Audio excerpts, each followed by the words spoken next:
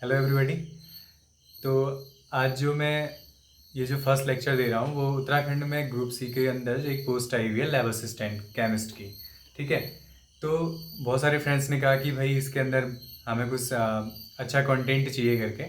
तो मैंने उन सारे फ्रेंड्स की डिमांड्स पे मैं ये लेक्चर सीरीज़ लेके आ रहा हूँ, जिसके अंदर जो फर्स्ट है आज, उसके अंदर मैं आपको बताऊँगा कि सिलेबस क्या है इस ग्रुप सी के अंदर केमिस्ट्री का। तो मैंने आपको सारा सिलेबस बोर्ड पे राइट करके दिखाया हुआ है। ठीक है। तो हम एक एक करके पहले सिलेबस एक्सप्लेन करेंगे कि है क्या एक्चुअली। तो यहाँ पे फ्रेंड्स 30 यूनिट्स हैं, 30 टॉपिक्स हैं केमिस्ट्री के, जिनके अंदर पूरा का पूरा सिलेबस जो है केमिस्ट्री का वो इंक्लूड हुआ है। ठीक है। Let's begin. फर्स्ट जो है आपके पास बेसिक कॉन्सेप्ट ऑफ केमिस्ट्री, कि कौन से लॉज हैं केमिस्ट्री के जिन पर पूरी केमिस्ट्री बेसिस है। ठीक है। लाइक केमिकल कंपोजिशन के जो लॉज हैं, 4-5 लॉ हैं, उनकी बात होने वाली है। ठीक। दूसरा है एटम। एटम कैसे उसको मतलब उसका जो डेफिनेशन है वो क्या है, और उसके अंदर जो कैसे इलेक्ट्रॉन प्रोटॉन न्यूट्रॉन रहते हैं उसकी बात होने वाली है, जिसमें अलग अलग लोगों का थ्योरी आने वाला है। लाइक डाल्टन है, थॉमसन है, रदरफोर्ड है, गोल्डस्टीन है।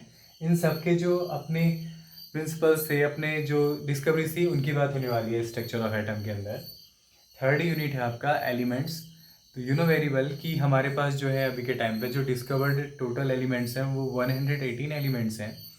तो वो कौन कौन से हैं, कैसे वो क्लासिफाइड हैं, और कितने ग्रुप्स में वो डिवाइडेड हैं, कैसे कैसे जो अलग थ्योरीज हैं कैसे उनको डिवाइड करती है, उसकी बात होने वाली है।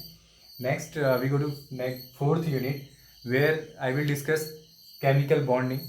कि केमिकल बॉन्डिंग जो एलिमेंट्स के बीच या किसी कंपाउंड के बनते समय जो उनके बीच की जो बॉन्डिंग होती है वो किस टाइप की बॉन्डिंग होती है, जिसके अंदर हम बात करने वाले हैं लाइक डायपोल मोमेंट है, या वॉन्डर वॉल जो फोर्सेज हैं, उन सब से लेके जो केमिकल बॉन्डिंग होने वाली है वहाँ पे, उसकी बात करने वाले हैं। फिफ्थ जो यूनिट है वो है स्टेट्स ऑफ मैटर। तो मैटर आपको अच्छे से पता है कि जो मैटर होता है मतलब जिसका एक अपना वॉल्यूम होता है, जो अपना एक पर्टिकुलर स्पेस रखता है, तो उसकी कितनी स्टेट्स हैं। तो जनरली अभी के टाइम पे हम देखते हैं 5 स्टेट्स हैं, सॉलिड, लिक्विड, गैस और प्लाज्मा एंड बोस-आइंस्टीन, जिसमें से जो मोस्टली रीड की जा चुकी हैं वो 3 स्टेट्स हैं, सॉलिड, लिक्विड, गैस। तो उनके लॉज क्या हैं, कैसे उनके साथ हम क्वेश्चंस को डील करते हैं, उन सब की बात होने वाली है। ओके। नाउ हमारे पास जो 6th यूनिट है वो है थर्मोडायनामिक्स। थर्मोडायनामिक्स, थर्मो मीन्स हो गया हीट, आपका जो टेम्परेचर है उसकी बात होने वाली है। डायनामिक्स जो उसका मोशन की बात करता है।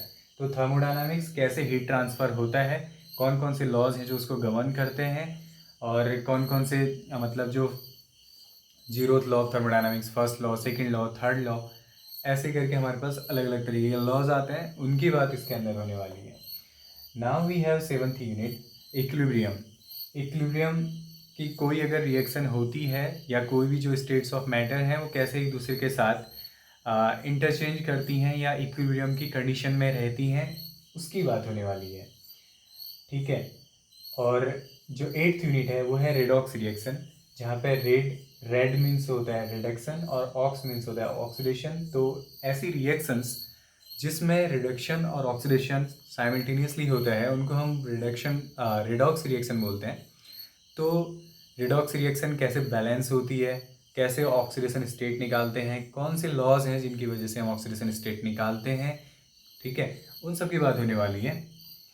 Now hydrogen. हाइड्रोजन जो है पीरियोडिक टेबल का एक्सेप्शनल केस है, जो अभी अभी तक उसका स्टेट तक मतलब उसका जो लोकेशन है वो भी सर्टेन नहीं है कि वो कहाँ पे रखा जाएगा। तो उसकी जो प्रॉपर्टीज़ हैं उसे क्यों यूनिक बनाती हैं पूरी पीरियोडिक टेबल में सारे एलिमेंट्स से, उसकी बात होने वाली है। कौन से इसके जो अपने प्रॉपर्टीज़ हैं, ठीक है, उन सब की बात होने वाली है। नाउ जो 10th यूनिट है वो है आपका एस ब्लॉक एलिमेंट्स। ठीक है भाई, पूरी पीरियोडिक टेबल को जो अलग अलग ऑर्बिटल हैं उनके बेस पे, लाइक SP D F के बेस पे अलग अलग क्लास में डिवाइड करके रखा हुआ है।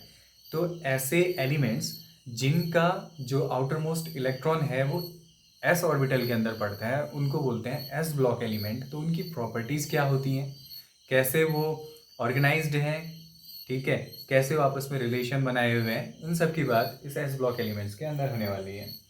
Now we have 11th unit of this chemistry syllabus general introduction के अंदर हमारे पास कि बेसिक आइडिया जो है केमिस्ट्री के, वो कौन कौन से एलिमेंट्स हैं या कौन से प्रिंसिपल हैं, इन सभी को एक साथ जनरलाइज करके ये एक यूनिट बनाया गया है। ठीक है, now we have 12th unit, this one organic chemistry. जो अभी तक हमने बात करी वो मोस्ट ऑफ दी जो पार्ट्स हैं वो हैं आपके इनऑर्गेनिक केमिस्ट्री से एंड फिजिकल केमिस्ट्री से। तो जो 12th यूनिट है उसमें है ऑर्गेनिक केमिस्ट्री। तो ऑर्गेनिक केमिस्ट्री की वो ब्रांच है जो लिविंग थिंग्स में पाए जाने वाले कंपाउंड्स को रीड करती है, उनकी स्टडी करती है, उसको बोलते हैं ऑर्गेनिक केमिस्ट्री। ठीक है, तो ऑर्गेनिक केमिस्ट्री का बेसिक आइडिया है कैसे वो, मतलब कैसे उसमें कंपाउंड हैं, उनके स्ट्रक्चर क्या हैं, उनकी फुल फॉर्म क्या है, या उनके आईयूपीएसी नेम कैसे देते हैं, इन सब की बात होने वाली है। ठीक, फिर आता है हाइड्रोकार्बन। ऑर्गेनिक केमिस्ट्री के अंदर ही हाइड्रोकार्बन, हाइड्रोजन और कार्बन के कंपाउंड, उनको बोलते हैं हाइड्रोकार्बन। उनकी प्रॉपर्टीज़, उनके मेल्टिंग पॉइंट, उनके बॉइलिंग पॉइंट, उनके मेल्टिंग और बॉइलिंग पॉइंट में मतलब जो डिक्रीजिंग ऑर्डर हैं, इंक्रीजिंग ऑर्डर हैं, क्यों हैं, इन सब की बात होने वाली है। ठीक है, उसके बाद हमारे पास है 14th unit which is environmental chemistry. Environmental chemistry के अंदर कि हमारे एनवायरनमेंट में जो भी कंपाउंड हैं, ठीक है, अभी के टाइम पे जो ग्रीन हाउस गैसेज हैं या फिर जो वाटर पॉल्यूशन है, इन सब में कुछ यूनिटें यूज होती हैं इनको डिटरमाइन करने के लिए। ठीक है, और साथ में कुछ कंपाउंड्स की बात होती है। तो वो एनवायरनमेंट से रिलेटेड जो भी कंपाउंड होंगे उनकी केमिस्ट्री की बात होने वाली है। ठीक, उसके बाद है सॉलिड स्टेट। तो जैसा कि मैंने पहले बताया, जो स्टेट्स ऑफ मैटर हैं वो बहुत सारी हैं, जिसमें से पाँच में से हम 3 को तो मोस्ट ऑफ दी स्टडी करते हैं।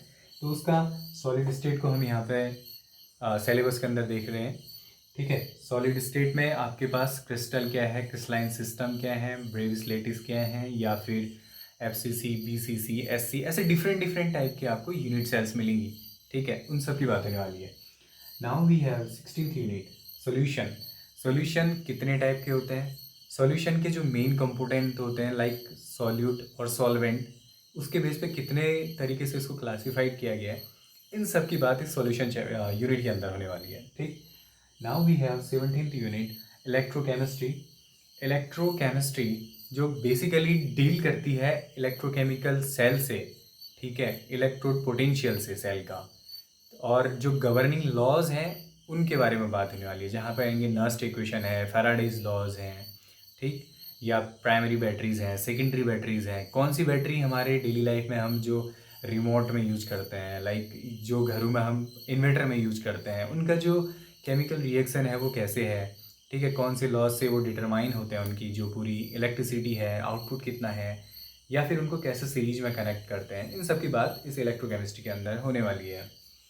Now we have 18th unit which is chemical kinetics. Kinetics you know very well, motion से रिलेटेड है। तो अगर कोई केमिकल रिएक्शन फिजिबल होती है तो ये बताती है थर्मोडायनामिक्स कि भाई हाँ ये रिएक्शन होगी, लेकिन कब होगी, कितने टाइम में होगी, उसका जो रेट होगा वो कैसे होगा, वो किन बातों पर डिपेंड करेगा, इन सब की जो बात करता है वो है केमिकल काइनेटिक्स। ठीक है, जिसमें यहाँ पे ये बताएगा कि कौन से ऑर्डर को ये रिएक्शन फॉलो कर रही है, ऑर्डर कैसे निकालते हैं, किसी की रिएक्शन की मॉलिक्युलरिटी कैसे निकालते हैं, मॉलिक्युलरिटी और ऑर्डर में क्या डिफरेंस होता है। ठीक है, या फर्स्ट ऑर्डर रिएक्शन का जो इक्वेशन है वो क्या होता है, हाफ लाइफ क्या होती है। ठीक है, इसी के बेस पर आता है आपका न्यूक्लियर केमिस्ट्री का जो रिएक्शंस होती हैं वो कौन से ऑर्डर की होती हैं, या उनको हम कैसे डिटरमाइन करते हैं।